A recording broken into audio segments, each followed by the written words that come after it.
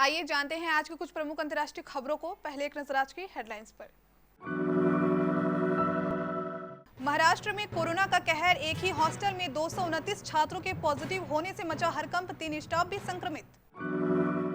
समलैंगिकों का साथ रहना फैमिली नहीं, मोदी सरकार ने कोर्ट में सेम सेक्स मैरिज का किया विरोध। पेट्रोल डीजल के दाम हो सकते हैं आधे, मोदी सरकार कर रही विचार।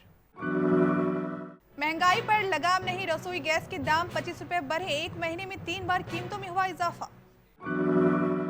जेपी नड्डा ने लॉन्च किया सोनार बंगला कैंपेन, 2 करोड़ लोगों से संपर्क साधेगी बीजेपी, योगी का भी तय हुआ प्लान। पुडुचेरी में राहुल के मत्स्य पालन मंत्रालय वाले बयान पर बोले पीएम मोदी, कांग्रेस झूठ बोले में गोल्ड, सिल्वर और ब्रॉन्ज मेडल विजेता। नाथूराम गॉडसे की मूर्ति लगाने के कार्यक्रम में शामिल रहे बाबूलाल चौरसिया की कांग्रेस में एंट्री। पाकिस्तानी सांसद ने हिंदुओं की भावनाओं को आहत करने वाले ट्वीट के लिए मांगी माफी। रवीना टंडन नहीं बनना चाहती थी एक्टर, इंडस्ट्री में 30 साल पूरे होने पर बोली गलती से आ गई। मोहम्मद हफीज ने ठुकराया पाकिस्तान क्रिकेट बोर्ड का कॉन्ट्रैक्ट, सी कैटेगरी में मिली थी जगह। महाराष्ट्र में एक बार फिर से कोरोना वायरस ने हाहाकार मचाना शुरू कर दिया है। हर दिन बढ़ रहे कोरोना के नए मामलों के बीच महाराष्ट्र के अब वाशिम जिले में एक हॉस्टल से हड़कंप मचा देने वाली खबर आई है। वाशिम जिले में एक ही हॉस्टल में 232 कोरोना पॉजिटिव मिले हैं, जिनमें से 229 छात्र और 3 शिक्षक हैं। इस स्कूल परिसर को कंटेनमेंट जोन घोषित कर दिया गया है। बता दें कि इससे पहले लातूर शहर में एक छात्रावास में कम से कम 39 छात्र एवं 5 कर्मचारी कोरोना वायरस संक्रमण से संक्रमित हो गए थे। समलैंगिक विवाह को मंजूरी देने की मांग को लेकर दायर याचिकाओं पर अपना रुख जाहिर करते हुए केंद्र सरकार ने दिल्ली हाई कोर्ट में इसका विरोध किया है। सरकार ने गुरुवार को कहा कि एक ही लिंग के जोड़े का साथ पार्टनर की तरह रहना और यौन संबंध बनाने की तुलना भारतीय परिवार से नहीं हो सकती। हिंदू विवाह कानून और विशेष विवाह कानून के तहत समलैंगिक विवाह को मंजूर देने की मांग को लेकर दायर याचिका के जवाब में केंद्र सरकार ने अपना रुख कोर्ट में पेश किया है।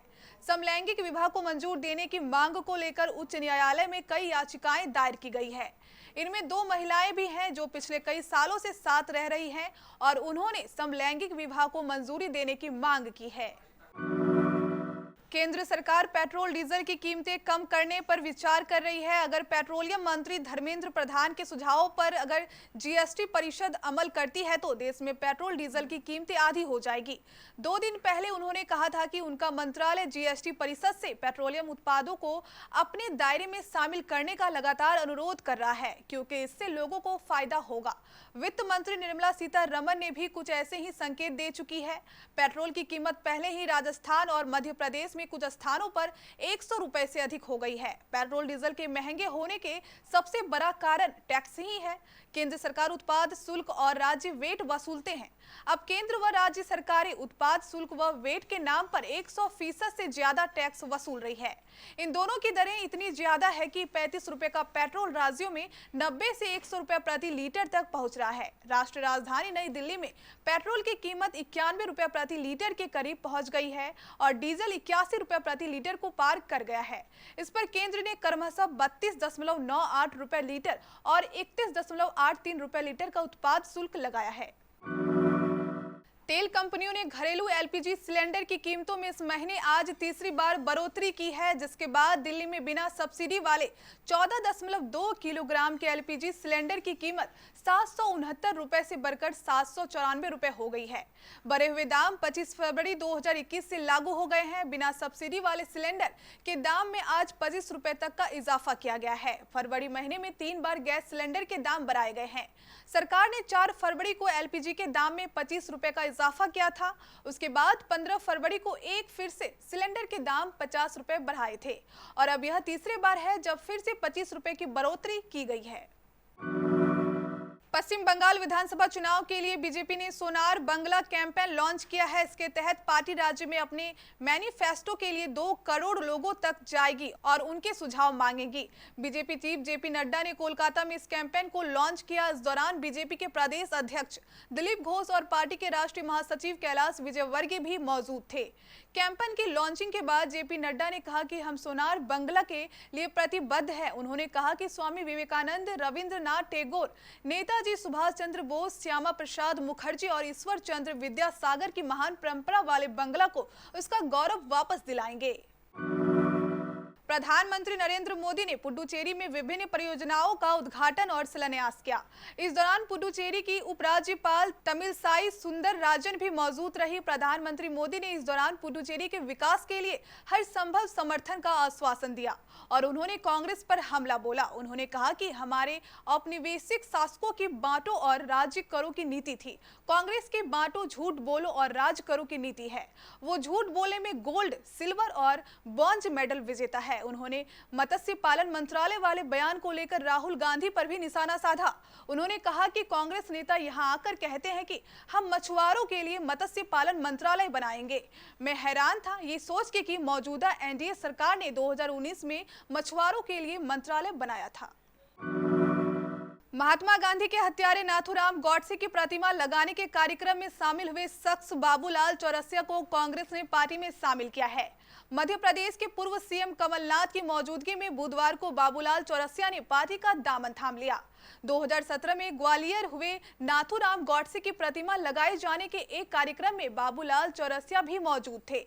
कांग्रेस में शामिल होने पर बाबूलाल चौरसिया ने कहा, मैं जन्म से ही कांग्रेसी हूं। निकाय चुनाव में पार्टी की ओर से टिकट न दिए जाने पर मैंने कांग्रेस छोड़ दी थी। इसके बाद मैं हिंदू महासभा में शामिल हो गया था और चुनाव भी जीता, लेकिन बाद में मुझे लगा कि मैं उनकी विचारधाराओं में फिट नहीं बैठता हूं, इसलिए कांग्रेस में वापसी कर ली।